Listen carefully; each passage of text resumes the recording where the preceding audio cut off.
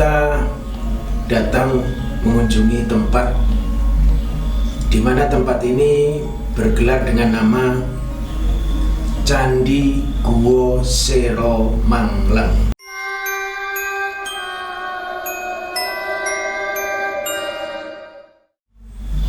Nama itu populer karena memang di dalam ada prasasti yang diukir di dalam gua, sedangkan kisah daripada relief yang ada di dalam gua ini mengisahkan tentang Kakawin Arjuna Wiwaha yang bercerita tentang pengalaman spiritual seorang Arjuna yang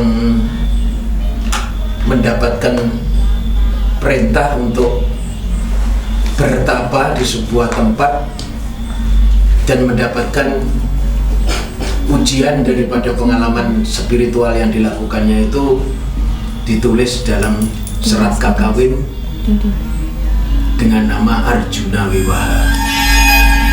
Sedangkan Arjuna Wiwaha itu sendiri mungkin Pak Agus bisa menerangkan apa dibalik makna tulisan seorang Empu Kanwa tentang Arjuna Wiwaha itu sendiri.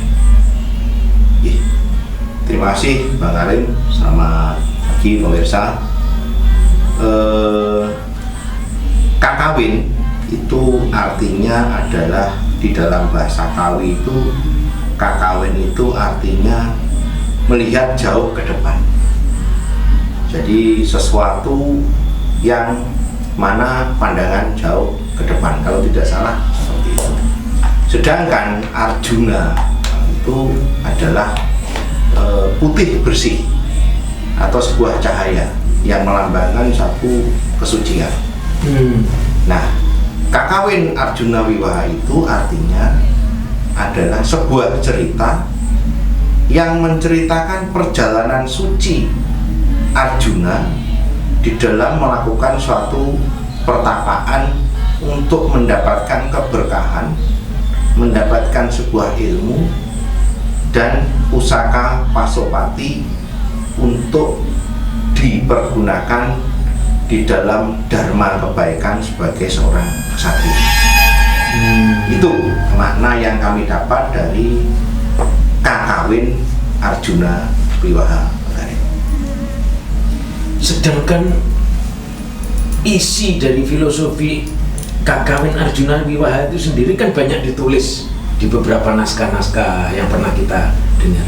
Ya, itu apa makna daripada filosofi yang dikandung dari perjalanan penulisan Arjuna Wiwaha itu sendiri? Arjuna Wiwaha itu yang kami kutip di sini adalah dari beberapa peneliti, sekaligus juga penulis Sanusi Pane. Orang sudah tidak meragukan lagi bagaimana penulisan Sanusi Pane, sastrawan nasional itu. Nah, Bang Karim perlu dijelaskan dulu tentang Arjuna Wiwaha ini, yang tentunya ini berada di bumi Kabupaten Tulungagung. Tempat di mana ada relief tentang Kakawin Arjuna Wiwaha ini, pemirsa. Jadi ini adalah menceritakan tentang isian daripada Arjuna Wiwaha itu yang terpahat di sini. Perlu kita bangga sebagai orang Tulungagung bahwa ada prasasti yang menempel dan menceritakan tentang bumi pertapaan. Sangat jelas sekali bagaimana seorang ksatria bertapa di Gua Selo Mangleng, Desa Sanggrahan, Kecamatan Boyolangu, Kabupaten Tulungagung. Jadi ini yang harus kita garis bawahi dulu, biar pemirsa itu tahu bahwa kita berada di Desa Sanggrahan, Kecamatan Boyolangu, Kabupaten Tulungagung, sebelum masuk di dalam konteks yang lebih dalam lagi. Itu Pak. Ya. Nah, terkait dengan cerita Arjuna Wiwaha bisa kita temukan di catatan-catatan digital di dunia internet ya. Tapi yang intinya adalah ada sebuah tokoh di situ yang namanya Niwata Kaca. Niwata Kaca ini seorang raja Niwata Kawaca. Ini adalah seorang tokoh di dunia sastra yang ditulis beliau adalah seorang raja yang sangat sakti, tidak terkalahkan, sangat kaya, sangat, mohon maaf, digambarkan sebagai sosok yang sangat rakus, sombong dan angkuh. Nah, sebelum menjadi raja, di dalam beberapa penulis Niwata Kawaca tadi, beliau sebetulnya adalah pribadi yang sangat santun, sangat pendiam, dan sangat pemalu. Itu sebelum beliau menjadi seorang raja, ketika masih menjadi ksatria. Nah, kemudian mereka bercita-cita sangat tinggi sekali, ingin menjadi seorang kaum bangsawan, menjadi seorang pemimpin, atau kemudian terkabullah beliau menjadi seorang raja, melakukan satu pertapaan, gentur manah dalam istilah Jawa, gentur manah, topo. Nah, tapanya si Niwata Kaca tadi diamini oleh para dewa, kemudian terkabullah apa yang diharapkan, sehingga beliau ini tidak mempan, tidak bisa tersabut, sakti mandraguna. Nah, tapi beliau, si dewa di kayangan itu sudah berpesan bahwa suatu saat akan ada orang yang mengalahkan. Kalau di dalam kehidupannya nanti berperilaku, bersikap yang tidak baik, sombong, angkuh, dan sebagainya. Itu. Ya. Ini kalau bisa kita petik lebih dalam lagi, Bang Karim. Iya. Tuhan itu selalu mengabulkan permintaan umatnya dan tidak memandang baik itu apakah itu untuk tujuan baik atau untuk tujuan buruk. Yang mana konsekuensinya itu ya harus selalu kita terima nanti ketika kita berpulang kembali ke alam keabadian. Jadi walaupun kita punya niat buruk tetap dikabulkan sama Tuhan, punya niat baik juga dikabulkan. Itu Pak. Baik buruk berasal dari Tuhan. Baik buruk berasal dari Tuhan, tergantung dari manusianya nanti mempertanggungjawabkannya. Iya. Memang luar biasa dibalik kisah daripada relief Arjuna Wiwaha ini sendiri, buat beberapa sastrawan kayaknya memang mengandung filosofi yang luar biasa. Khususnya memberi contoh bagaimana manusia itu berperilaku yang baik. Anjuran itu sehingga dicontohkan dengan perjalanan keburukannya seorang raksasa penguasa kekuasaan yang bergelar Niwata Kawaca itu sendiri, ketika suatu saat dia merasa sadar bahwa apa yang dilakukan itu masih tetap dikalahkan oleh kekuatan seorang Arjuna, kan waktu itu gitu. Jadi tingginya filosofi Jawa yang terkandung di dalam makna relief Arjuna Wiwaha itu mengandung, saya pernah dengar itu seorang Armin Pani ya masalah, itu menulis filosofi itu bermakna tentang bagaimana seseorang itu menjalani suatu kehidupannya supaya mencapai kesempurnaan. Dengan sebutan cipta rasa karsa. Bagaimana itu Pak Agus memberi ungkapan tentang makna daripada tiga kata itu? Yang perlu juga pemirsa ketahui bahwa sastra itu sebuah pemaknaan yang sangat dalam. Jadi setiap episode, setiap apa yang tertulis di situ itu harus dipahami secara penjiwaan. Ya. Tidak bisa sebuah sastra itu diterjemahkan secara mentah, karena itu bahasa yang tersirat dan bahasa yang tersurat. Nah, terkait dengan cipta, rasa, dan kasa itu juga tidak jauh daripada filosofi nenek moyang kita sebagai orang Jawa tentang sangkan paraning dumadi. Ya.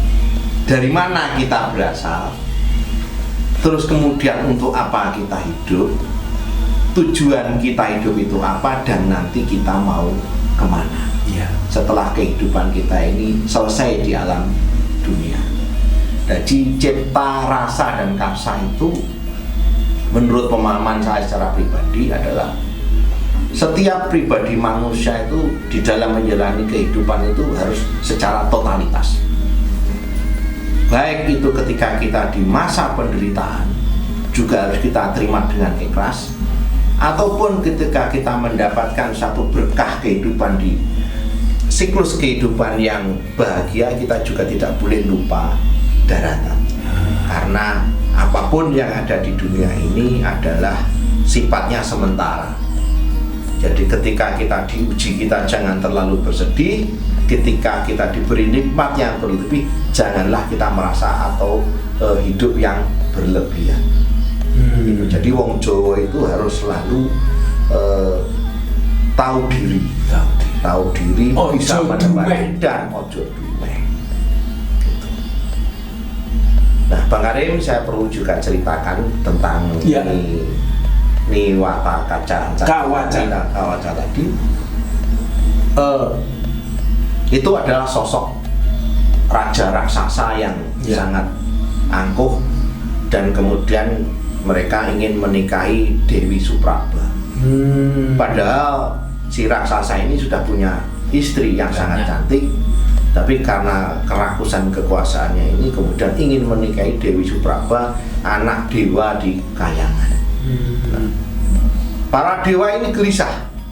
Ini ada raksasa yang sangat ampuh, yang dulu ketika mereka masih menjadi kesatria ini dikabulkan keinginannya, dan Kayangan ini tidak mampu menghadapi si raksasa ini tadi. Niwata Kawaca. Ya, sedangkan si putri dewa tadi itu, Dewi Supraba tadi itu juga tidak mau ketika dilamar oleh si raksasa, raja raksasa tadi. Sehingga akhirnya Kayangan ini bingung, siapa sebetulnya yang mampu nantinya akan menghadapi raja raksasa yang sangat angkara murka ini tadi. Nah, dewa kemudian melihat di dunia ini ada seorang kesatria yang sedang bertapa, namanya Arjuna. Arjuna ketika bertapa itu, di samping Arjuna itu ada panah dan ada gendewa. Ini yang membedakan bertapanya Arjuna ini dengan para Brahmana lain. Kalau Brahmana ini bertapa, mereka tidak membawa apa-apa karena memang ingin melepaskan ikatan diri dari duniawi. Tapi si Arjuna ini kok bertapa, di sampingnya ada gendewa dan ada panah. Yang tentunya ini bisa dimaknai bahwa keterikatan Arjuna dengan unsur duniawinya itu masih ada. Ini yang membedakan dengan kaum Brahmana. Bertapanya Arjuna di dunia ini untuk kakaknya, bukan untuk Arjuna. Arjuna ini pribadi yang sangat berbakti kepada orang tua dan sangat mengasihi, menyayangi saudara-saudaranya. Di tujuan bertapanya Arjuna itu adalah untuk mendapatkan kesaktian, di mana mereka bisa mendorong kakaknya untuk mencapai satu kesuksesan, bukan untuk Arjuna sendiri.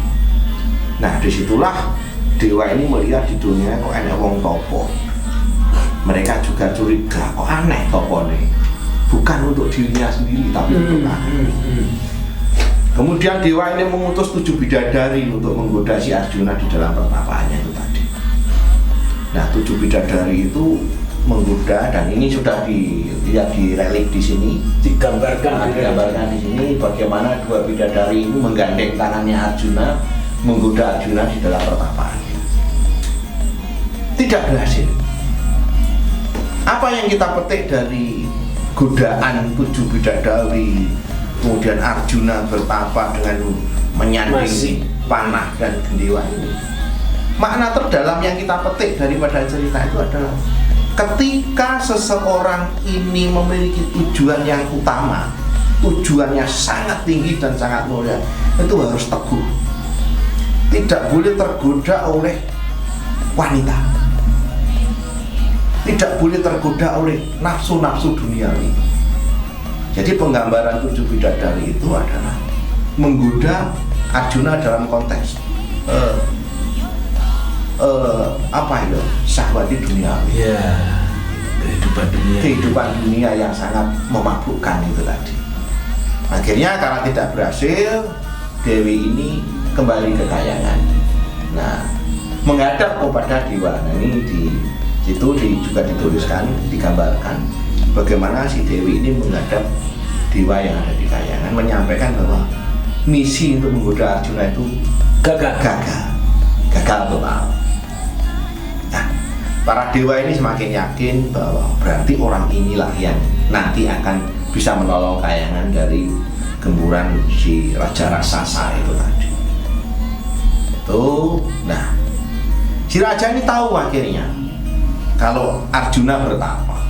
Si raja ini mengutus patihnya, cari itu yang namanya Arjuna bertapa di dunia itu, bunuh, tangkap dan bunuh. Nah, mencari, dicari ini tidak ketemu. Akhirnya si patih ini mengamuk di alam dunia, merusak semuanya. Nah, si patih ini kemudian berubah menjadi babi hutan, celeng ya. Akhirnya si Arjuna itu tahu ini berarti yang membuat kerusakan di muka bumi. Ya. Sama Arjuna dipanah, si babi hutan ini dipanah. Nah, ternyata di situ juga ada satu sosok yang juga ikut memanah itu. Sama-sama memanah, kemudian si babi ini mati. Dua orang ini bertengkar. Aku yang memanah, aku yang memanah, aku yang memanah. Nah, ternyata yang memanah si satunya itu adalah Dewa Siwa. Begitu tahu bahwa yang memanah itu Arjuna, akhirnya Siwa ini kembali ke kayangan, menyampaikan bahwa patih namanya Mamang Murka kalau tidak salah itu sudah terbunuh. Wah, sini akhirnya si raja raksasa ini mengamuk lagi luar biasa. Mengamuk, ketemulah si Arjuna. Terjadi peperangan dengan Arjuna. Arjuna dipukul, ditendang, dia pingsan. Si raksasa ini tertawa terbahak-bahak. Wah, itu juga. Ternyata kesaktianmu cuma sejauh itu. Arjuna tahu bahwa kelemahan si raja raksasa itu ada di lidahnya. Ambil panah dan gendewa, kemudian panahlah si mulut daripada Arjuna mati. Apa yang bisa kita tangkap dari terbunuhnya si raja raksasa, kemudian terpanahnya babi hutan itu tadi? Di dalam Jawa, babi itu disimbolkan sebagai hewan andapan. Mohon maaf ya, jadi di Jawa itu babi itu andapan, hewan yang derajatnya paling rendah. Jadi nafsu yang paling rendah kehidupan manusia itu adalah suka memakan sesuatu yang bukan haknya, suka mengambil sesuatu yang bukan haknya, itu dibunuh. Dan itu harus dibunuh. Sifat-sifat karakter seperti itu, terbunuhlah karakter itu. Nah, kemudian kenapa kok yang dipanah itu lidah? Nah, di dalam Jawa ini ada filosofi begini, Bang Adit. Iya. Sak pinter-pintere wong omong, kuwi kalahe karo wong bodho ning ngomongnya kasunyatan. Sepandai-pandainya orang berbicara, apabila itu tidak nyata, maka akan terkalahkan oleh orang yang bodoh, tapi kalimatnya itu benar dan faktual. Jadi makna Arjuna memanah lewat lidahnya itu, sekali lagi bahwa kalau berbicara hati-hati, jangan sombong, jangan riak, dan jangan mengumbar emosi sembarangan. Itu kan. Jadi pertapaannya Erlangga ini atau di dalam serat itu Arjuna itu ya tulus sekali Arjuna ini. dia tidak pernah hidup untuk dirinya sendiri. Iya. Dan dia berjuang untuk kakaknya, tapi harus melalui satu rangkaian kehidupan yang seperti itu, benar ya? Iya.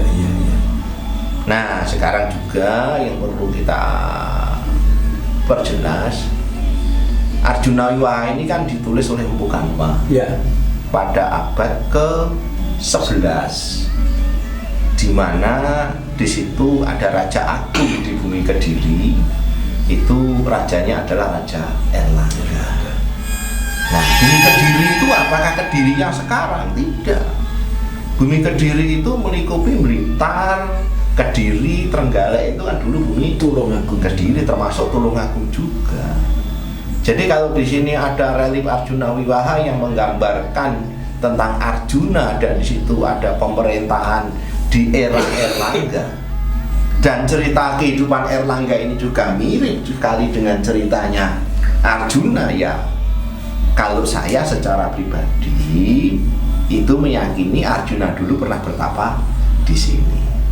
Di Gua Seromangleng. Di Gua Seromangleng, Kabupaten Tulungagung. Wah, luar biasa kan Tulungagung. Pemirsa, kita akan lanjutkan lagi karena ini nanti akan kita gambarkan relief dari semua relief yang terukir di dalam Gua Seromangleng ini akan memberi makna bagaimana pesan-pesan daripada relief ini ternyata bermakna luar biasa buat kami semua, buat kita semua. Tunggu sebentar pemirsa, kita lanjut nanti.